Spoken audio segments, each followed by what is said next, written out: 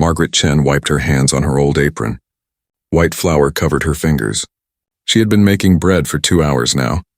The kitchen smelled warm and sweet. Outside her small apartment window, she could see the sun starting to go down. Soon her daughter would come home from work. They would eat dinner together like they did every night. Margaret was 52 years old. Her hair had started turning gray 5 years ago. She never had money to color it at a salon. Her hands were rough from years of hard work. Deep lines marked her face, especially around her eyes. But when she smiled, those lines made her look kind. People in the neighborhood loved Margaret. She was always ready to help anyone who needed it. Life had not been easy for Margaret. Her husband died 10 years ago. He had a heart attack at work one day. Just like that, he was gone. Margaret was left alone with 3 children to raise. The youngest was only 8 years old. She had no college degree. She had no special skills. All she knew was how to work hard and how to love her family. After her husband died, Margaret took any job she could find. She worked at a factory during the day. At night, she cleaned offices. On weekends, she did laundry for other families. The money was never enough. Some months she had to choose between paying the electric bill or buying enough food. Those were dark days. Days when she cried alone in the bathroom so her children would not see. But Margaret did not give up. She kept working. She kept trying. And slowly things got a little better. Her oldest daughter finished high school and got a job. Her son started working part-time. The youngest was doing well in school. They were not rich. They would never be rich, but they had each other. They had food on the table. They had a roof over their heads. For Margaret, that was enough. 2 years ago, something changed in Margaret's life. She noticed that many families in her neighborhood were struggling, just like she had struggled. She saw mothers standing in line at food banks. She saw children going to school hungry. She saw old people choosing between medicine and food. It broke her heart. Margaret decided to do something. She started small. She talked to 3 other families in her building. She suggested they share food. If one family had extra rice, they could share it. If another family had extra vegetables, they could share those. It was simple, but it worked. Word spread quickly in the neighborhood. More families wanted to join. Within 6 months, 30 families were part of Margaret's food share program. They met every Saturday at the community center. People brought what they could. Everyone took what they needed. Nobody was judged. Nobody was turned away. Margaret did more than just organize food sharing. She knew people needed more than food. They needed hope.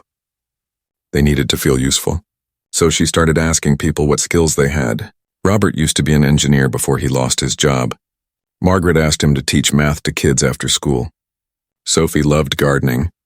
Margaret helped her start a small garden behind the community center. Jorge had worked in restaurants for 20 years. Margaret organized cooking classes where he taught people how to make healthy meals with cheap ingredients. The community center became alive. Children came to learn. Adults came to teach. Old people came to feel needed again. Everyone helped each other. Margaret was at the center of it all. She was not the boss. She was not the leader. She was just Margaret.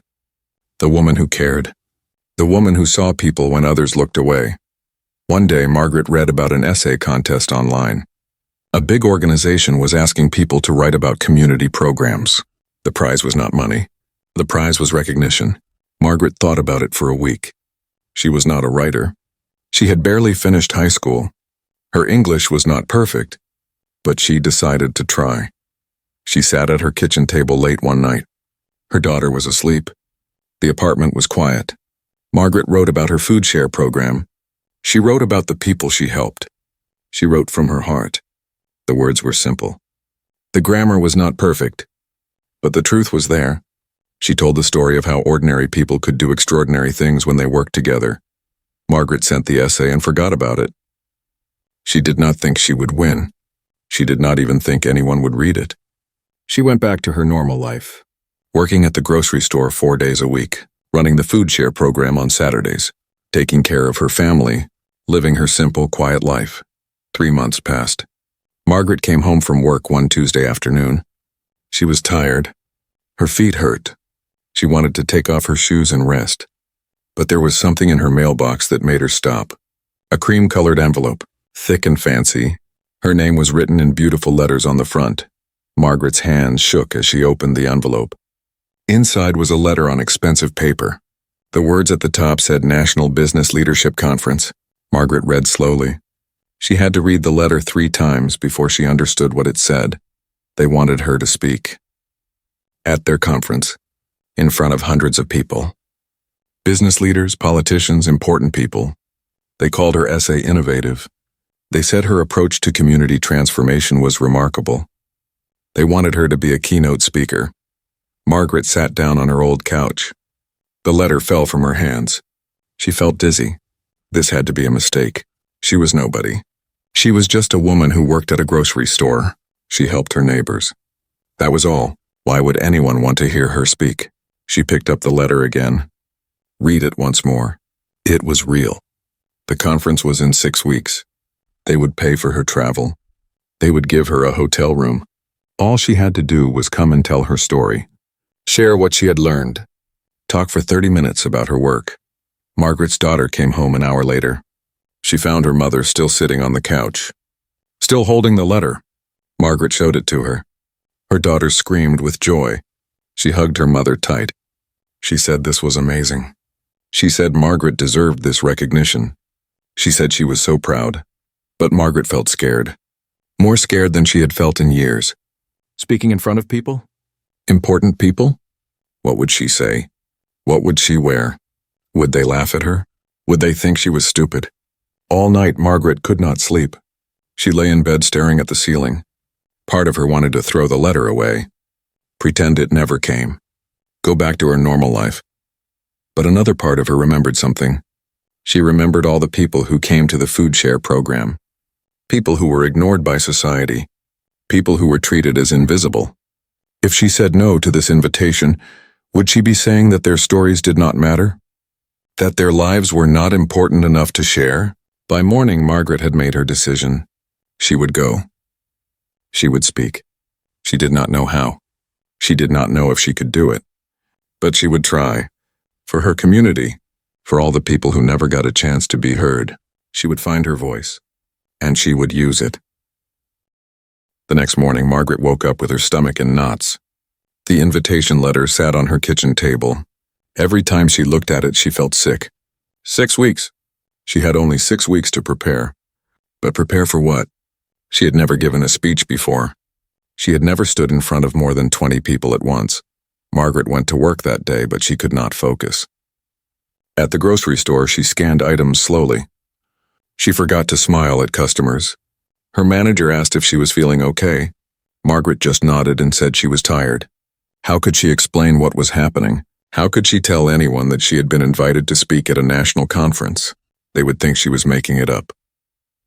That evening, Margaret's daughter Emma sat down with her.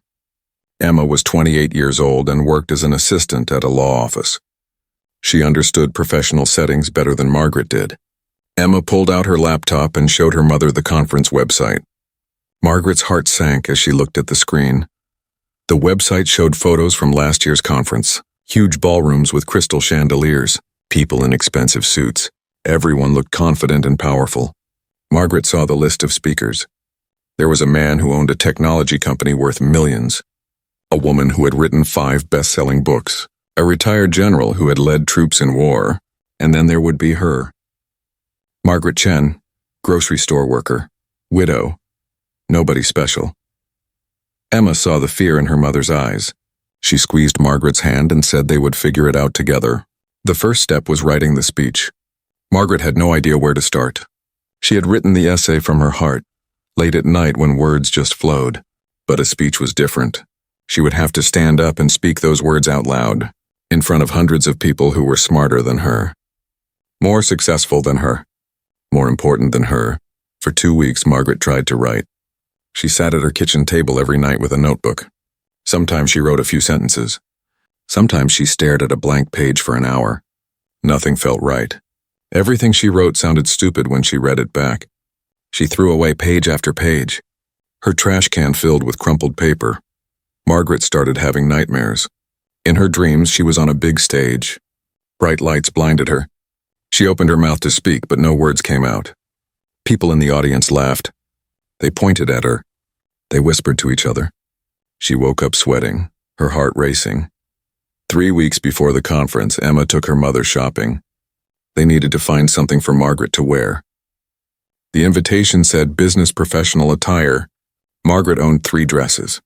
One was for church. One was old and had a stain. One was too small now. None of them would work for this conference. They went to a department store downtown.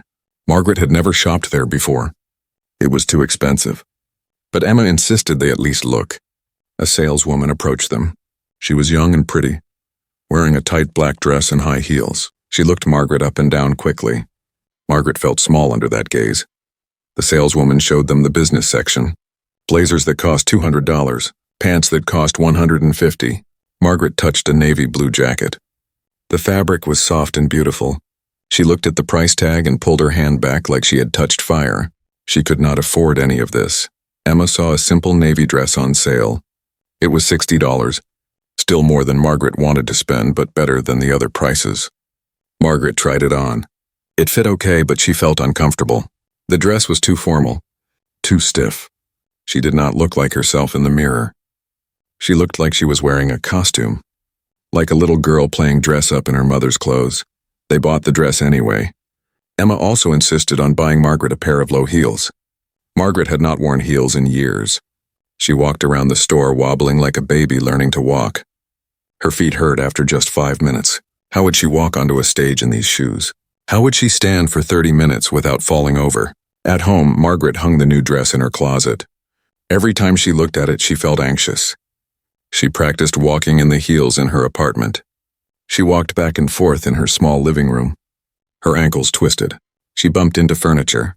This was hopeless. 2 weeks before the conference, Margaret finally finished writing her speech. It was 5 pages long, handwritten in her messy cursive. Emma typed it up on her computer. When Margaret read the typed version, it looked more official, more real. That made her more nervous. Emma said Margaret needed to practice speaking the words out loud. Margaret stood in front of her bathroom mirror. She held her speech in shaking hands. She started reading. Her voice was so quiet she could barely hear herself. She tried again, speaking louder, but her voice cracked. Her hands shook so badly the paper rattled. After 30 minutes of practice, Margaret sat down on the edge of her bathtub and cried. She could not do this. She was fooling herself. She was going to embarrass herself in front of hundreds of people. Maybe she should just cancel. She could say she was sick. She could make up an excuse. Nobody would care. Nobody would miss her. Emma knocked on the bathroom door. She heard her mother crying. She came in and sat down next to Margaret on the floor. For a while they just sat there in silence. Then Emma spoke softly. She reminded her mother of all the times Margaret had been brave. When their father died. When they had no money for food. When everyone said Margaret could not raise 3 children alone. But she did it. She survived. She more than survived. She built a beautiful life for her family. But Margaret shook her head. That was different, she said. That was survival. This was choosing to put herself in front of people who would judge her, who would see all her flaws, her lack of education, her cheap dress, her simple words. Why would she choose that? The next day at work, Margaret was stocking shelves when she ran into Mrs. Rodriguez. Mrs. Rodriguez was 65 years old and lived alone. She came to Margaret's food share program every Saturday. Margaret had helped her many times over the past 2 years. Mrs. Rodriguez's face lit up when she saw Margaret. Mrs. Rodriguez pulled Margaret aside. She said she had heard about the conference invitation. Word had spread through the neighborhood. Everyone was talking about it. Everyone was so proud. Mrs. Rodriguez grabbed Margaret's hands with her old wrinkled fingers. She looked Margaret in the eyes and said something Margaret would never forget. She said that Margaret had given her life back. Before the food share program, Mrs. Rodriguez felt useless. Forgotten. Nobody cared about an old woman living alone. But Margaret saw her. Margaret treated her with dignity. Margaret asked for her help in the community garden. For the first time in years, Mrs. Rodriguez felt like she mattered. Mrs. Rodriguez said Margaret had to go to that conference. She had to tell those important people what she had learned. Because poor people, struggling people, forgotten people like them deserve to have their stories heard. If Margaret did not speak for them, who would? Margaret hugged Mrs. Rodriguez tight. That conversation changed something inside her. She realized this speech was not about her. It was bigger than her fears and doubts. It was about every person who felt invisible, every person who struggled in silence, every person society overlooked. That night, Margaret practiced her speech again. Her voice still shook. Her hands still trembled, but she kept going. She practiced every night for the next week. Sometimes Emma sat and listened. Sometimes Margaret practiced alone. Slowly, very slowly, the words started to feel more natural. Margaret talked to other people from her food share program. She told them about the conference. They all encouraged her. Robert, the former engineer, said she should speak from her heart just like she always did. Sophie, who ran the garden, said Margaret's honesty was her strength. Jorge said people needed to hear the truth, even if the truth made them uncomfortable. 1 week before the conference, Margaret had a complete breakdown. It was late at night. Emma was asleep. Margaret sat in her dark kitchen with her speech in front of her. She read it over and over. The words seemed empty now, meaningless. Who was she to talk about community transformation? Who was she to give advice to business leaders and politicians? She picked up her phone. She found the email address for the conference organizer. Her fingers hovered over the keyboard. She started typing an email to cancel. She wrote that she was very sorry, but she could not attend. Family emergency. Health issues. Any excuse that sounded believable. But before she hit send, Margaret looked around her small kitchen. She saw the refrigerator covered with photos. Pictures of her children. Pictures of her late husband. Pictures from the community center showing dozens of smiling faces. People who had been helped. People who had found hope. People who mattered. Margaret deleted the email. She would not cancel. She would go to that conference. She would walk onto that stage in her cheap dress and uncomfortable shoes. She would speak her simple words. And maybe, just maybe, someone would listen. Someone would understand. Someone would see that important solutions could come from ordinary people. The night before she had to leave, Margaret could not sleep. She lay in bed staring at the ceiling. Her suitcase was packed. Her speech was printed. Her dress was ready. Tomorrow she would fly on a plane for the first time in 10 years. Tomorrow she would enter a world she did not belong to. The taxi pulled up in front of the Grand Riverview Hotel. Margaret sat in the back seat, frozen. Through the window, she could see the enormous building. It was the fanciest hotel she had ever seen. Glass doors that reached toward the sky, doormen in uniforms with gold buttons, people walking in and out wearing clothes that probably cost more than her monthly rent. The taxi driver turned around and asked if she was getting out. Margaret nodded slowly. She paid him with bills Emma had given her. Her hands were shaking so badly she almost dropped the money. She stepped out onto the sidewalk with her small old suitcase. It had a broken wheel that squeaked when she pulled it. Everyone else had sleek black luggage that rolled smoothly. A doorman opened the heavy glass door for her. He smiled politely, but Margaret saw his eyes flick over her worn coat and scuffed shoes. She mumbled thank you and walked into the lobby. Then she stopped and just stared. The lobby was like something from a movie. Marble floors so shiny she could see her reflection. A ceiling 3 stories high with enormous chandeliers that sparkled like diamonds. Leather couches that looked too expensive to sit on. Piano music floated through the air from somewhere she could not see. Everything smelled like expensive perfume and fresh flowers. People moved through the lobby with confidence. Men in perfectly fitted suits talked on phones. Women in designer dresses laughed together. Everyone belonged here. Everyone except Margaret. She pulled her squeaking suitcase toward the check-in desk, feeling every eye on her. The woman at the front desk had perfect makeup and hair styled in a tight bun. Her name tag said Jessica. She looked up at Margaret with a professional smile that did not reach her eyes. Margaret gave her name quietly. Jessica typed on her computer. Her smile faded slightly. She looked at Margaret again, then back at her screen. Jessica said that Margaret was registered under the conference guest speakers. She said it like a question, like maybe there had been a mistake. Margaret just nodded. Jessica gave her a key card and directions to her room. Her tone was polite but cold. The whole interaction made Margaret feel like she was in the wrong place. The hotel room was bigger than her apartment kitchen. A huge bed with 6 pillows. A television as big as her kitchen table. A bathroom with a bathtub and a separate shower. Margaret sat on the edge of the bed and wanted to cry. This was too much. She did not belong in this world. She unpacked her small suitcase. Her clothes looked sad hanging in the large closet next to the fancy hangers.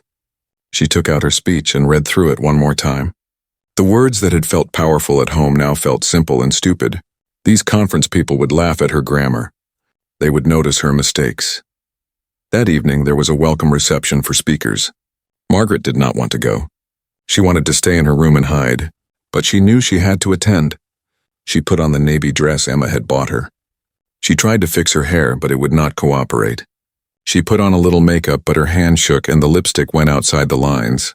She had to wipe it off and try again. Margaret walked to the conference hall on the second floor. She could hear noise and laughter before she even reached the doors. When she walked in, she felt like she had been punched in the stomach. The room was full of the most confident, successful-looking people she had ever seen. Everyone seemed to know each other. They hugged and shook hands. They called out greetings across the room. They held wine glasses and made jokes Margaret did not understand. She stood near the door, clutching her small purse with both hands. Nobody noticed her. Nobody came to talk to her. A waiter walked by with a tray of fancy food. Tiny pieces of something on crackers. Margaret was hungry, but she was too nervous to eat. She moved to a corner and tried to be invisible. She watched everyone else and felt more alone than she had felt in years. After 20 minutes, a man approached her. He was about 50, wearing an expensive gray suit. He looked at her name tag and then at her face. He asked if she was one of the speakers. Margaret nodded and said yes quietly. The man looked surprised. He asked what her topic was. Margaret explained about her community food share program, about helping families in her neighborhood. The man's face changed. He looked confused. Then he smiled in a way that was not really a smile. He said that was nice and then asked if she was part of the catering staff for the event too. Margaret felt her face get hot. She said no, she was just a speaker. The man nodded slowly and walked away. Margaret wanted to run back to her room, but she forced herself to stay. She moved along the edge of the room, trying to look like she had somewhere to be. She picked up a glass of water just to have something to hold. Her hands were sweating. Her dress felt too tight. The heels hurt her feet. She saw the other speakers gathered in groups. There was a tall woman with perfect blonde hair wearing a red dress that probably cost $1,000. She was surrounded by people hanging on her every word. That was Catherine Morrison. Margaret had seen her on the conference website. She had written 3 best-selling books about leadership. Everyone wanted to talk to her. There was a man with silver hair and a navy suit that fit him perfectly. That was David Chen. He owned a technology company. He was a millionaire many times over. People kept shaking his hand and asking him questions. He answered with confidence and charm. Margaret felt sick watching them. These were real speakers. Important people with important things to say. What was she doing here? Her little food share program was nothing compared to their achievements.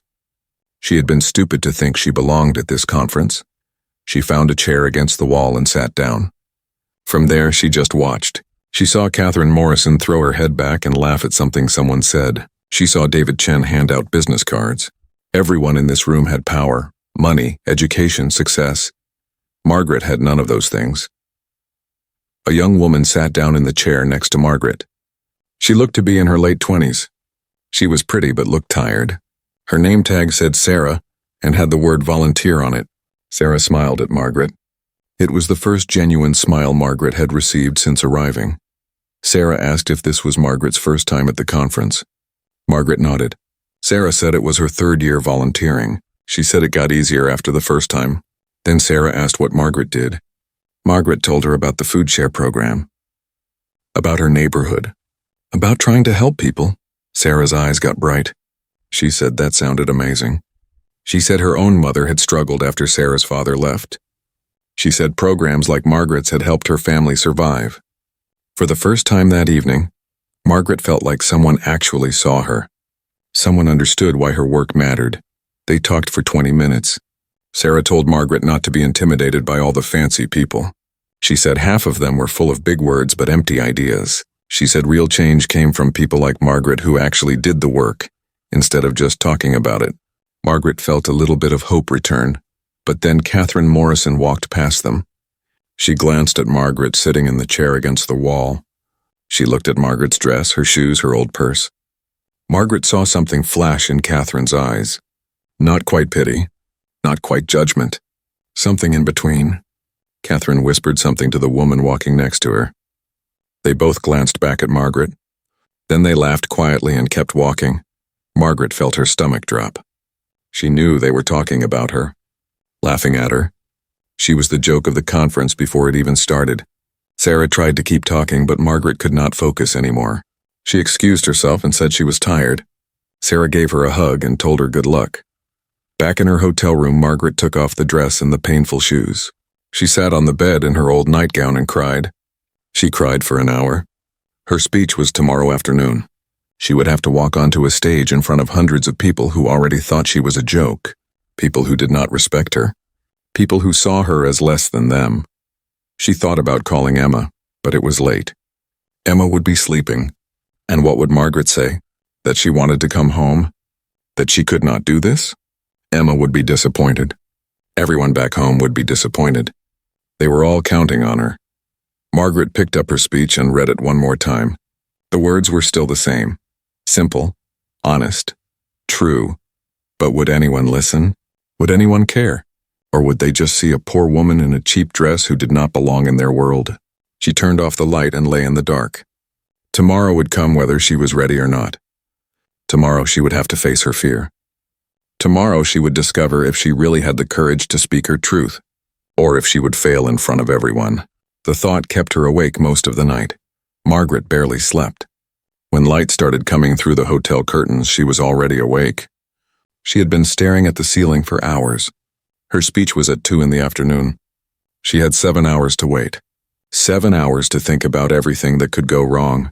She took a long shower, hoping the hot water would calm her nerves. It did not help. She got dressed slowly, her hands shaking as she buttoned the navy dress. She tried 3 times to zip up the back before she finally got it. The heels were still uncomfortable, but she forced her feet into them. She looked at herself in the bathroom mirror. She looked scared. She looked old. Margaret could not eat breakfast. Her stomach was in knots. She tried to drink some tea in the hotel restaurant, but even that made her feel sick. She sat alone at a small table in the corner, watching other conference attendees eat and talk and laugh. They all looked so comfortable, so confident. She felt like an alien observing humans. At 11 o'clock, there was a speakers meeting. All the presenters had to attend. Margaret walked into the conference room where 20 other speakers sat in chairs arranged in a circle. Catherine Morrison was there in a different expensive dress. David Chen sat next to her checking his phone. Other speakers chatted with each other like old friends. Margaret took a seat near the door. She wanted to be able to leave quickly if she needed to. The conference organizer, a man named Richard with gray hair and thick glasses, stood in the center of the circle. He welcomed everyone and thanked them for being part of the event. He went around the circle asking each person to introduce themselves and mention their topic. When it was Catherine Morrison's turn, she stood up. She said she would be speaking about empowering women in corporate leadership. She talked about her 3 books. She mentioned she had given over 200 speeches around the world. Everyone clapped. Catherine smiled and sat down gracefully. David Chen was next. He stayed seated but spoke with a strong, clear voice. He said he would talk about innovation in the digital age. He casually mentioned his company's latest product that was changing the technology industry. More applause. He nodded and smiled. One by one, the speakers introduced themselves. A doctor who had opened clinics in 5 countries, a professor from Harvard, a former ambassador, a CEO of a Fortune 500 company. Margaret's heart beat faster with each introduction. These people were giants. They had done incredible things. They had impressive titles and achievements. Then it was Margaret's turn. Every eye in the room turned to her. Her mouth went dry. She tried to stand, but her legs felt weak. She stayed sitting. Her voice came out as barely a whisper. She said her name. She said she ran a food share program in her neighborhood. She said she would talk about community support. That was all she could manage to say. The room was quiet for a moment. Then Richard smiled and said that was wonderful, and moved on to the next person. But Margaret saw the looks. Confusion on some faces, doubt on others. Catherine Morrison raised her eyebrows slightly. Someone in the back coughed to cover a laugh. After the meeting ended, people gathered in small groups. Margaret walked out quickly. She did not want to talk to anyone. She did not want to see their judgment. She went back to her room and sat on the bed, her speech in her hands. The papers were wrinkled now from how many times she had held them. She read through the words again. They felt inadequate, simple, plain. Nothing like what the other speakers would say. At 1 o'clock, Margaret went to the main conference hall. She needed to see the space before she had to speak. The hall was enormous, at least 500 seats arranged in rows, a stage at the front with a podium and a microphone. Giant screens on both sides of the stage. Bright lights pointed at where she would stand. Margaret walked down the center aisle slowly. Her heels clicked on the hard floor. The sound echoed in the empty space. She climbed the stairs to the stage. 3 steps. They felt like climbing a mountain. She stood behind the podium and looked out at all the empty seats. Soon those seats would be filled with people, important people, rich people, educated people, all watching her, all judging her. She gripped the podium with both hands. She tried to imagine speaking, tried to imagine her voice filling this huge space, but all she could imagine was failing, freezing, forgetting her words, people walking out, people laughing. A technician came in to check the microphone. He was young, maybe 25, wearing jeans and a conference staff shirt. He asked Margaret to say a few words so he could test the sound. Margaret leaned toward the microphone. Her voice shook as she said, "Testing, 1, 2, 3. The technician adjusted some settings and asked her to try again. She did. Her voice echoed through the empty hall, small and uncertain. The technician said the sound was good. He told her not to worry, she would do great. His kindness made Margaret want to cry. She thanked him and walked off the stage. She had 1 more hour before she had to speak. 1 more hour before her life changed forever, for better or worse. Margaret went to the bathroom. She washed her hands with cold water. She looked at herself in the mirror. Her makeup was wearing off. Her hair was messy. She tried to fix it but gave up. It did not matter what she looked like. In an hour, everyone would see her for what she really was. A simple woman, a nobody, someone who did not belong. She heard voices outside the bathroom, women talking and laughing. She recognized Catherine Morrison's voice. Catherine was telling someone about her speech, about how the audience would love it, about the standing ovation she expected to receive. The other woman laughed and said, of course, Catherine always killed it. Then Catherine said something that made Margaret freeze. She said she felt bad for the little grocery store lady who had somehow gotten invited to speak. She said it was clear the woman was out of her element. She said she hoped the organizers would not make that mistake again. The other woman agreed. They laughed. Then their voices faded as they walked away. Margaret stood in the bathroom stall, her hand over her mouth. Tears ran down her face. She had heard their judgment, their dismissal. She was the joke, the mistake, the one who did not belong. Part of her wanted to run, leave the hotel, go home, forget this ever happened.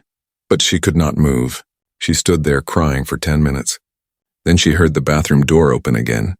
Someone came in. Margaret wiped her eyes quickly and tried to be quiet. She heard water running. Then a soft voice spoke.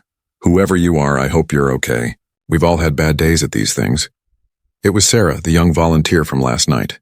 Margaret did not answer. Sarah finished washing her hands and left.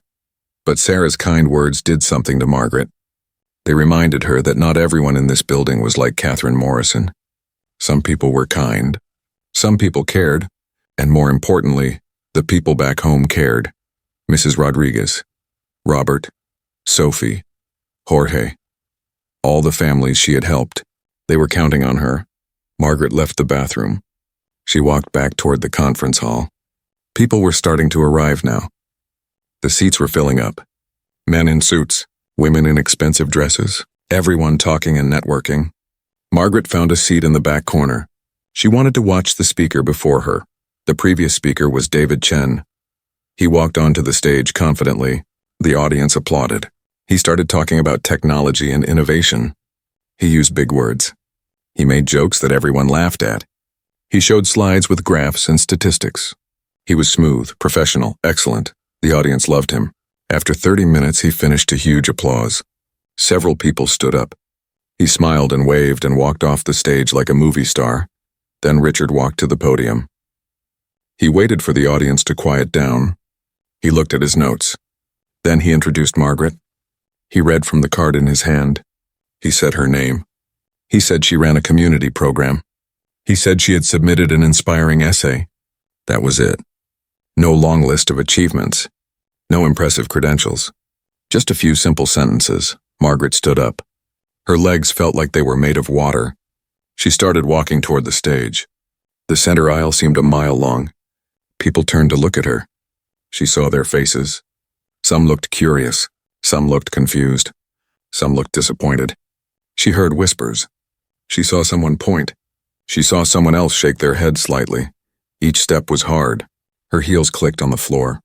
The sound was too loud in her ears. She kept her eyes on the stage. If she looked at the audience too much, she would lose her courage completely. She reached the stairs. 3 steps. The same 3 steps she had climbed earlier. But now they felt different. Now hundreds of eyes were on her. She climbed the first step. Her heel wobbled. She grabbed the railing. Someone in the audience coughed. It sounded like a laugh being covered up. She climbed the second step. Her heart was beating so fast she thought she might pass out. She climbed the third step. She was on the stage. The lights hit her face. So bright she could barely see. She walked to the podium slowly. Her hands were shaking so badly she had to press them against her sides. She reached the podium and put her speech papers down.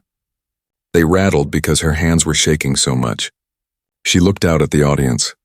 500 faces stared back at her. She saw Catherine Morrison sitting in the third row, arms crossed, face expressionless. She saw David Chen next to her checking his phone. She saw businessmen who looked bored already. She saw women who looked at her with pity. She saw judgment everywhere. Margaret gripped the podium with both hands to steady herself. She had practiced this moment 100 times, but nothing could have prepared her for how terrifying it actually was. The microphone was in front of her face. The silence was deafening. Everyone waited for her to speak.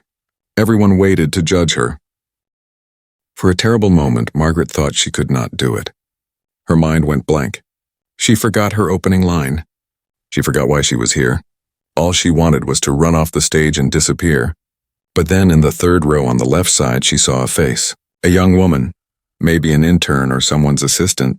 The woman was looking at Margaret with kindness in her eyes. She gave Margaret a small smile. A tiny nod of encouragement.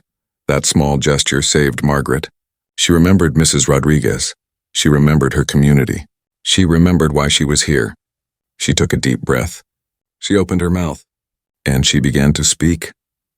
Margaret's voice came out quiet at first. Too quiet. She cleared her throat and started again. This time louder. She began with the opening line she had practiced so many times. But as soon as the words left her mouth, she realized something. She did not want to say what she had written. She wanted to say what was in her heart. She put her speech papers aside. Some people in the audience shifted in their seats. Catherine Morrison raised her eyebrows. But Margaret kept going. She decided to tell the truth. Just the truth. Nothing fancy. Nothing polished. Just her story. She started by saying she was nervous. She said she almost did not come to this conference. She said she knew she was different from everyone else in this room. Her voice shook as she spoke, but she kept going. She said she had never been to college. She said she worked at a grocery store. She said she was just a regular person. Then Margaret did something brave. She told them about the hardest time in her life. She told them about when her husband died. How she was left alone with 3 children and no money. How she stood in line at food banks feeling ashamed and invisible. How she had to choose between paying bills and buying food. How she cried herself to sleep some nights because she did not know how she would survive. The room got very quiet. People stopped checking their phones. They stopped whispering. They started listening. Margaret's voice got stronger as she continued. She was not reading from papers anymore. She was speaking from her heart. The words just flowed. She told them what it felt like to be poor.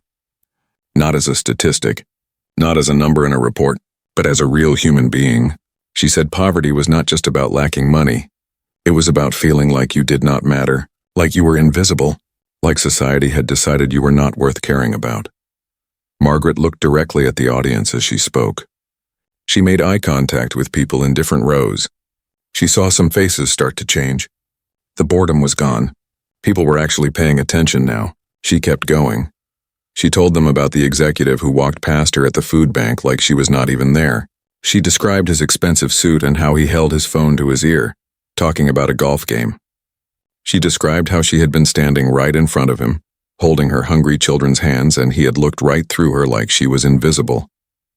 Like she was nothing. Some people in the audience looked uncomfortable now. Good, Margaret thought. They should be uncomfortable. This was the truth they needed to hear. Then Margaret's voice softened. She told them about starting the food share program. She explained how it began with just 3 families, how they sat at her small kitchen table and decided to help each other, how it grew slowly week by week, month by month, how it became something bigger than she ever imagined. But she made sure they understood something important. She said the program did not succeed because she was special or smart. It succeeded because ordinary people had the courage to help each other, because they treated each other with dignity, because they saw each other as human beings, not as problems to solve. Margaret told them about Robert. She described how he used to be an engineer before he lost his job, how he had felt worthless and depressed, how society had thrown him away just because he was unemployed. But when he started teaching math to kids at the community center, he found purpose again. He found dignity. He remembered he was valuable. She told them about Sophie, how Sophie had been a quiet woman who loved plants, how nobody took her seriously because she did not have a degree in anything. But when Sophie started the community garden, she taught dozens of people how to grow their own food. She gave them skills. She gave them pride. She showed them they could take care of themselves. She told them about Jorge, how he had worked in restaurants his whole life, how people treated him like he was just a cook, not an expert. But Jorge knew more about food than most chefs with fancy diplomas. When he taught cooking classes, he did not just teach people recipes. He taught them how to feed their families with dignity on almost no money. He gave them hope. Margaret's voice cracked with emotion as she spoke about these people. She was not trying to make the audience cry. She was just telling them the truth. But she saw tissues coming out. She saw people wiping their eyes. She saw Catherine Morrison's arms uncross. She saw David Chen put his phone away completely. Then Margaret said something that made the whole room go completely silent. She looked out at the audience and spoke directly to them. Her voice was firm now, strong. She said, "You see us every day, but you do not really see us." She let those words hang in the air. Then she continued. She said poor people were everywhere. They served coffee. They cleaned offices. They stocked shelves in stores. They were the ones who made life comfortable for rich people. But they were invisible, ignored, dismissed as lazy or stupid or worthless. Margaret's hands were not shaking anymore. She was not scared anymore. She was angry now, not mean angry, honest angry, the kind of anger that comes from years of being treated as less than human. She used that anger to fuel her words. She told the audience that poor people were not failures. They were not lazy. They were human beings trying their best in a system that was designed to keep them down. She said most of them worked harder than anyone in this room. They worked 2 or 3 jobs. They sacrificed everything for their families. They deserved respect, not judgment. Some people in the audience nodded. Some looked ashamed. Some just stared at Margaret with their mouths slightly open. Nobody expected this speech. Nobody expected this simple woman to speak with such power. Margaret pulled a photograph from her pocket. It was the picture from the community center's opening day.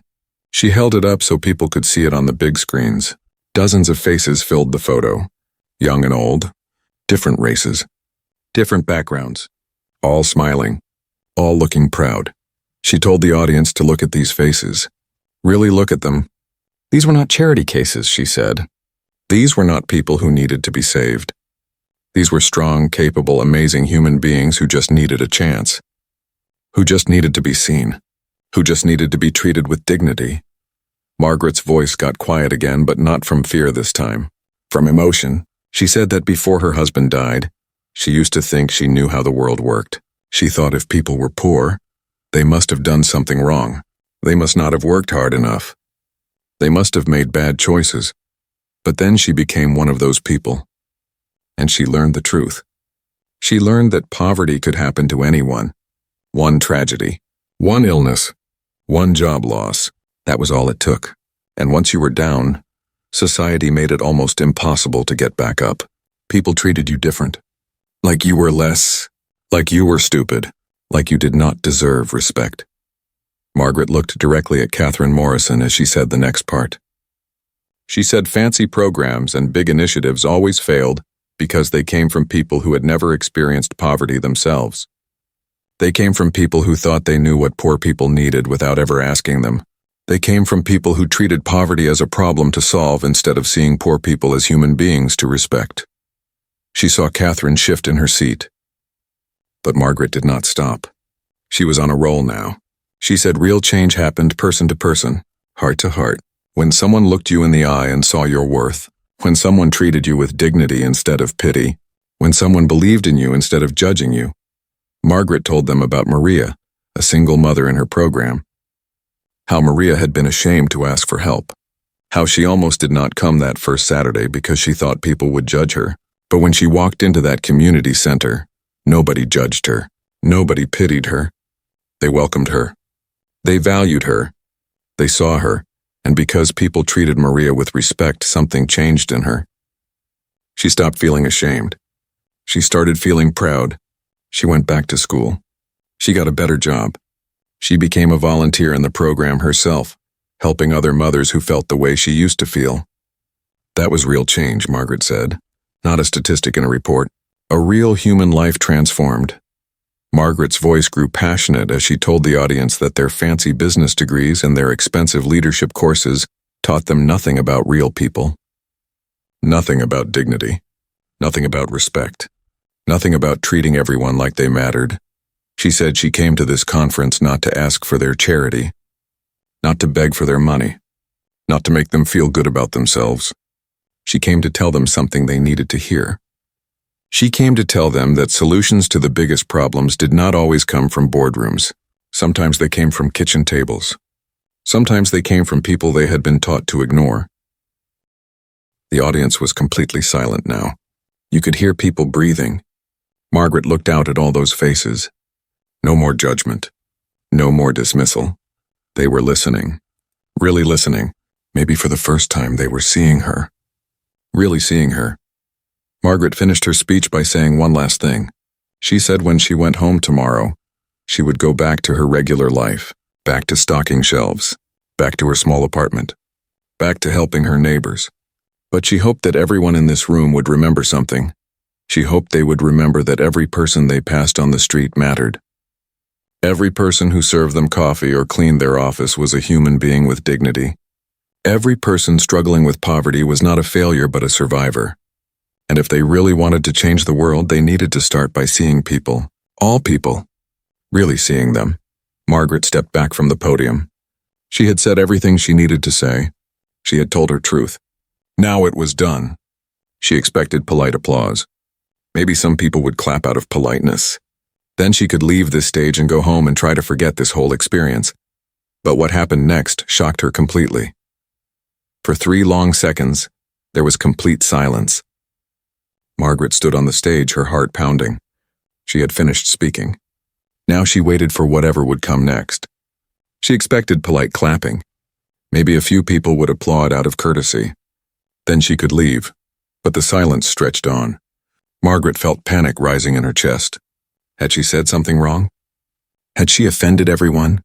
She looked out at the audience. People were just sitting there staring at her. Some had tears running down their faces. Some sat with their mouths slightly open. Nobody moved.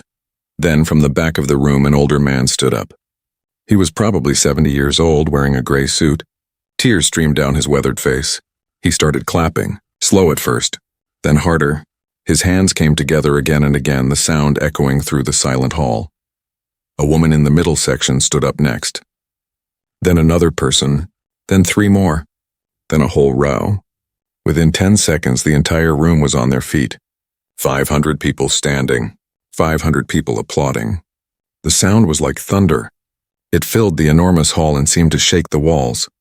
Margaret stood frozen on the stage. She could not believe what was happening. People were not just clapping politely. They were applauding with real emotion. Some people had their hands over their hearts. Some were wiping tears from their eyes. Some were nodding like Margaret had just said something they had been waiting their whole lives to hear. The applause went on and on. 1 minute. 2 minutes. 3 minutes. Richard, the conference organizer, stood off to the side of the stage with his mouth hanging open. He had never seen a response like this. Catherine Morrison was on her feet, clapping hard, mascara running down her face. David Chen stood next to her, applauding with tears in his eyes. Margaret felt her own tears start to fall. She had been so afraid, so certain she would fail, so sure everyone would laugh at her, but instead they were giving her a standing ovation. They were not applauding her fancy words or impressive credentials. They were applauding her truth, her honesty, her courage to speak from the heart. Finally, after 5 full minutes, the applause began to fade. People slowly sat back down, but their faces had changed. The boredom was gone. The judgment was gone. Something had shifted in that room. Something important. Margaret walked off the stage on shaking legs. The same young volunteer, Sarah, was waiting at the bottom of the stairs with a huge smile on her face. She hugged Margaret tight and whispered, "That was incredible," in her ear. Margaret could barely process what had just happened. She felt like she was in a dream. Richard rushed over to her. He grabbed both her hands and thanked her. He said in 20 years of running this conference, he had never seen a speech move people like that. He said she had reminded everyone why they were there, what really mattered. He asked if she would be willing to speak at next year's conference. Margaret just nodded, still too shocked to speak. Then people started approaching her. A line formed. Person after person wanted to talk to her, to thank her, to tell her how her words had affected them. Margaret stood there overwhelmed as one executive after another shook her hand. A woman in an expensive black suit approached. She was probably 60, with white hair in an elegant twist. She introduced herself as Patricia and said she ran a large charitable foundation. Patricia's eyes were red from crying. She told Margaret that she had forgotten what real charity looked like. She said she had been so focused on programs and results and statistics that she had stopped seeing people. Margaret's speech had woken her up. A younger man came next. He was maybe 40, wearing a perfectly tailored blue suit. He said his name was James and he was the CEO of a retail company. He told Margaret that thousands of his employees were people just like her. He admitted he had never really thought about their lives before. He had seen them as workers, not as human beings. He thanked Margaret for opening his eyes. He asked for her contact information because he wanted to start similar programs in his company. One after another, people came. A senator who said he needed to rethink his approach to poverty legislation. A university president who wanted to bring Margaret to speak to students. A journalist who wanted to write a story about her program. A philanthropist who offered funding. Margaret's head was spinning. She could not keep track of all the names and faces. Then Catherine Morrison approached. Margaret tensed up, remembering the cruel words Catherine had said in the bathroom. But Catherine's face was different now. The pride was gone. The judgment was gone. She looked humble, almost ashamed. Catherine stood in front of Margaret for a moment without speaking. Then she said she owed Margaret an apology. She said she had judged Margaret unfairly. She had dismissed her as unimportant. She had made assumptions based on Margaret's appearance and background. She said she was wrong. Margaret's speech had taught her more about real leadership than all 3 of her best-selling books combined. Catherine's voice cracked as she spoke. She said she had grown up poor too long ago, but somewhere along the way she had forgotten. She had gotten successful and comfortable and started looking down on the very people she used to be. Margaret's honesty had reminded her where she came from, had reminded her what really mattered. Margaret did not know what to say. She had expected Catherine to be her enemy, but now Catherine stood there with tears in her eyes asking for forgiveness. Margaret reached out and hugged her. Catherine hugged her back tight. Both women cried. In that moment, all the differences between them disappeared. They were just 2 human beings connecting. David Chen waited patiently for his turn. When Catherine moved away, he approached Margaret. He told her that he had come to this conference planning to give a speech about technology and innovation, about progress and profit. But listening to Margaret, he realized he had missed the whole point. What good was innovation if it did not help real people? What good was profit if it left human beings behind? David said his own parents had been poor immigrants. They had worked minimum wage jobs to give him opportunities. He had become successful and wealthy, but he had stopped thinking about people like his parents, people who worked hard but still struggled. Margaret's speech had brought him back to his roots, had reminded him why he started his company in the first place. To make life better for everyone, not just the wealthy. The line of people wanting to talk to Margaret seemed endless. Each person had been touched by her words in some way. Each person wanted to thank her, to tell her their story, to promise they would do better. Margaret listened to every single person. She looked each one in the eye. She treated each one with the same dignity and respect she had talked about in her speech. After an hour, Richard finally stepped in. He told people that Margaret needed a break. The crowd reluctantly dispersed, though many left their business cards with her. Richard led Margaret to a quiet room where she could sit down. He brought her water and asked if she was okay. Margaret nodded, though she felt overwhelmed. She had come to this conference expecting to fail, expecting to be laughed at, expecting to prove to herself that she did not belong. Instead, something completely unexpected had happened. She had connected with people. She had changed minds. She had made a difference. Sarah, the young volunteer, came into the room. She had more business cards for Margaret. Cards from companies wanting to partner with her program. Cards from donors wanting to contribute. Cards from other organizations wanting to learn from her model. Margaret looked at the stack of cards in disbelief. Yesterday, she was invisible. Today, everyone wanted to talk to her. But the most meaningful moment came later that evening. After all the official conference activities ended, Margaret went to the hotel restaurant to get some dinner. She sat alone at a small table, exhausted but still processing everything that had happened. A young man approached her table. He looked to be in his early 20s, wearing casual clothes. He seemed nervous. He asked if he could talk to her for a minute. Margaret gestured to the empty chair. He sat down and told her his story. His name was Daniel. He was working as an intern at the conference, helping with logistics. He said he came from a poor family. His mother cleaned houses. His father worked construction. He was the first person in his family to go to college, but he felt ashamed of his background. He never told anyone where he came from. He tried to hide his past, to fit in with wealthier classmates. Listening to Margaret's speech that afternoon had changed something in him.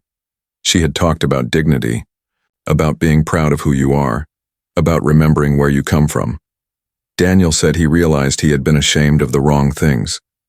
He should not be ashamed of his hard-working parents. He should be proud of them, proud of himself for getting to college despite all the obstacles. Daniel thanked Margaret. He said her words had freed him. He was going to stop hiding who he was. He was going to honor his parents by being honest about his journey. Tears rolled down his young face as he spoke. Margaret reached across the table and squeezed his hand. She told him his parents must be so proud of him. She told him to never forget where he came from because that was his strength. After Daniel left, Margaret sat alone with her dinner. She thought about everything that had happened. 24 hours ago, she had been sitting in this same hotel, feeling like the biggest mistake the conference organizers had ever made. She had been certain she would embarrass herself, certain she did not belong. But now she understood something. She did belong. Not because she was rich or educated or impressive. She belonged because she had something important to say. Because she had lived experiences that mattered. Because she represented millions of people whose voices were rarely heard in rooms like that conference hall. Margaret finished her dinner and went back to her room. She called Emma to tell her what had happened. Emma cried with joy on the phone. She said she knew her mother could do it. She said she was so proud. They talked for an hour, with Margaret describing every detail of the day. Before bed, Margaret looked at the stack of business cards on the hotel desk.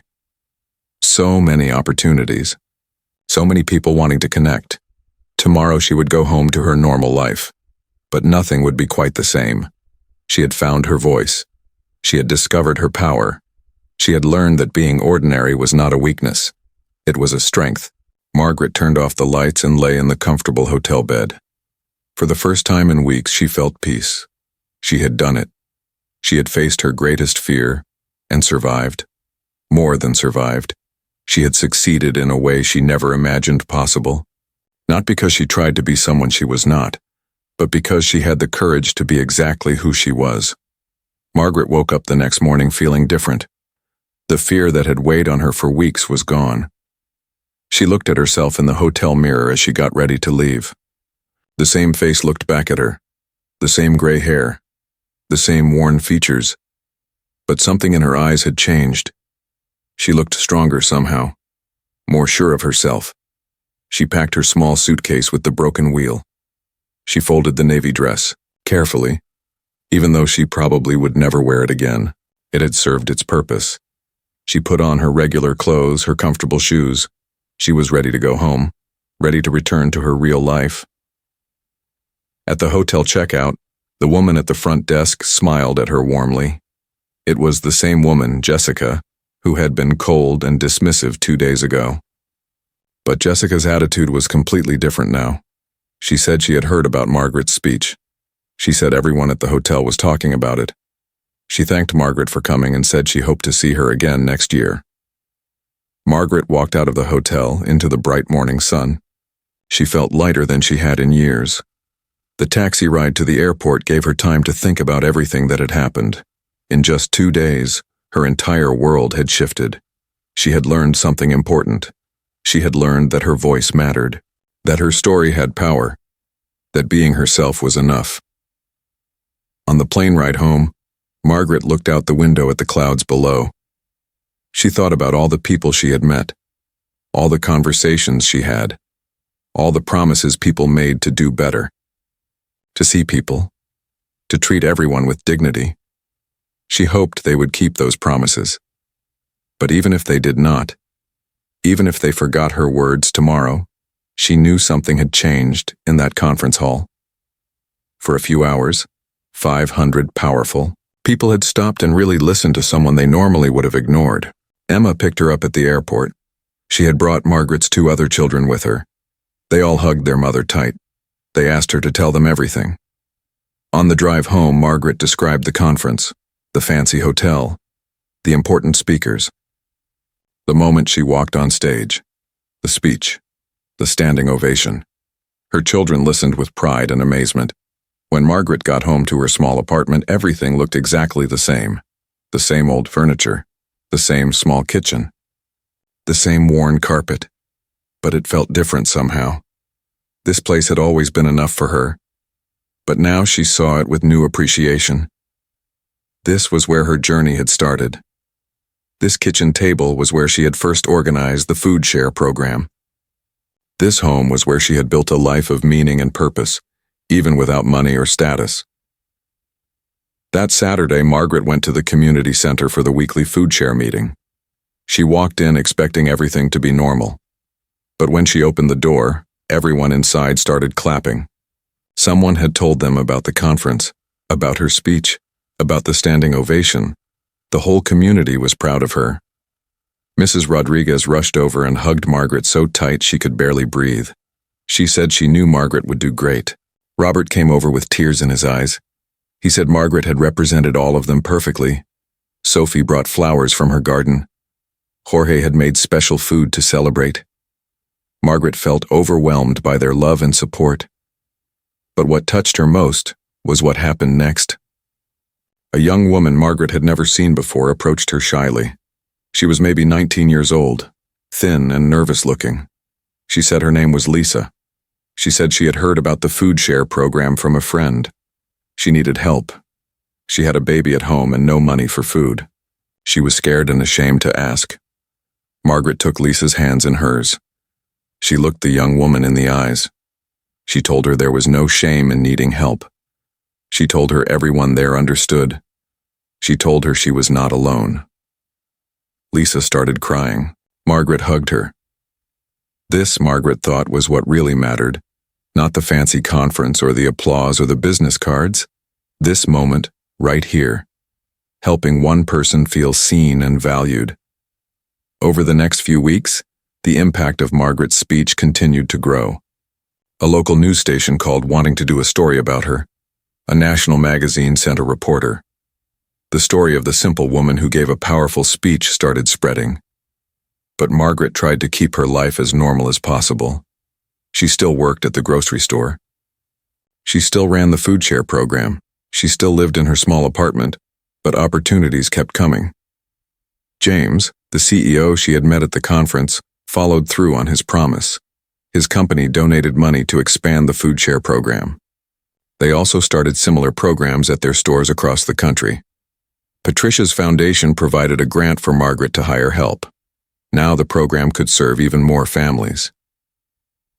The senator Margaret met introduced legislation to fund community-based programs like hers. He invited her to speak at a hearing. Margaret went to the state capitol and told her story again. She spoke about dignity and respect and seeing people as human beings. The legislation passed. Other states started copying the model. Universities invited Margaret to speak to students. She traveled to colleges and told young people that they did not need fancy degrees to make a difference. They needed compassion and courage, and a willingness to see people who were invisible. Students responded to her message. Many started their own community programs. Catherine Morrison became an unexpected friend. She and Margaret stayed in touch.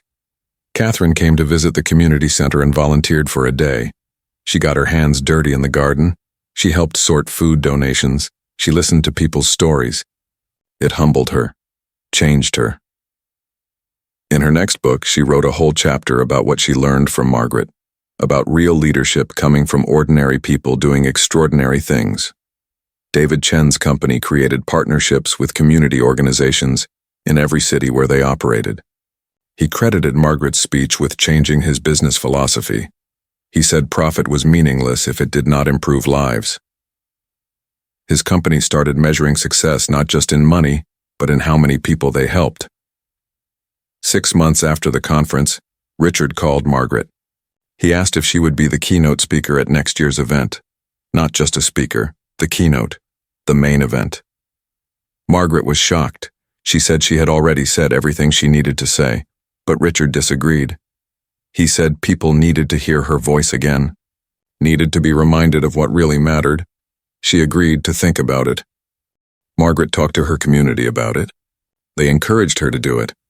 They said her message needed to be heard by more people.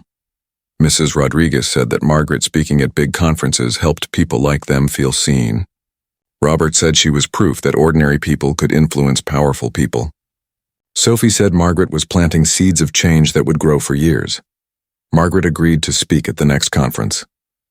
But this time she was not afraid. She knew who she was. She knew what she had to say.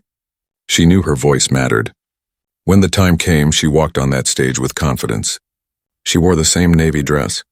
She told new stories about her community, about the people she had helped over the past year, about Lisa, the young mother who was now thriving, about families finding dignity, about people helping each other. Once again, the audience gave her a standing ovation. Once again, powerful people lined up to talk to her. But this time, Margaret was not overwhelmed. She knew this was her purpose. To be a voice for the voiceless. To remind people in power about the humanity of those they overlooked. To show that solutions came from the bottom up, not just the top down. Years passed. Margaret never became rich. She never became famous outside certain circles. But her impact grew and grew. Programs modeled after her food share spread to hundreds of cities. Thousands of families were helped. Tens of thousands of lives were changed. And it all started because one ordinary woman had the courage to speak her truth. Margaret continued living in her small apartment, continued working at the grocery store, though she reduced her hours to focus more on the community program. Continued being the same person she had always been. But now she knew something she had not known before. She knew that being ordinary was not a limitation. It was a superpower, because ordinary people understood struggles that wealthy people never experienced. Ordinary people knew what real poverty felt like, what real hardship meant, what real community looked like. And when ordinary people spoke their truth, when they shared their wisdom, when they offered their perspectives, they could change the world in ways that important people never could. On the 10th anniversary of her first speech, Margaret was invited back to the conference one more time. She was 72 years old now. Her hair was completely white. Her hands shook slightly from age, but her voice was still strong. Her message was still clear. She stood on that same stage where she had once been so afraid. She looked out at a new generation of leaders, and she told them the same thing she had said 10 years ago. See people, all people. Treat everyone with dignity. Remember that every human being has value. Remember that wisdom comes from unexpected places. Remember that real change happens person to person, heart to heart. The standing ovation lasted 8 minutes. When it finally ended, Margaret walked off stage for the last time. She had said everything she needed to say. She had used her voice to make the world a little bit better. She had proved that one person could make a difference, that an ordinary life could have extraordinary impact. Margaret went home to her community. To the people who knew her before she was a speaker, the people who loved her not for what she accomplished, but for who she was, she spent her remaining years doing what she always did, helping her neighbors, growing vegetables in the community garden, teaching young people about dignity and respect, living a simple, meaningful life. When Margaret died at 80, hundreds of people came to her funeral. Business executives and homeless families, politicians and grocery store workers, college professors and high school dropouts, all brought together by one woman who had shown them what really mattered. Not wealth or status or achievement, but compassion, dignity, humanity, seeing people. Really seeing them. On her headstone, her children had simple words carved. Margaret Chen, she saw people, and she helped them see each other. It was the perfect summary of a life well lived. Not a fancy life, not an impressive life by society standards, but a life that changed the world by changing hearts, one person at a time. One speech at a time, one act of dignity at a time, and it all started with one terrifying walk onto a stage. One moment of courage, one decision to speak the truth even when she was afraid, one simple woman who proved that the most powerful force in the world was not money or status or education. It was the human heart, and anyone, no matter how ordinary, could change the world if they had the courage to let their heart speak.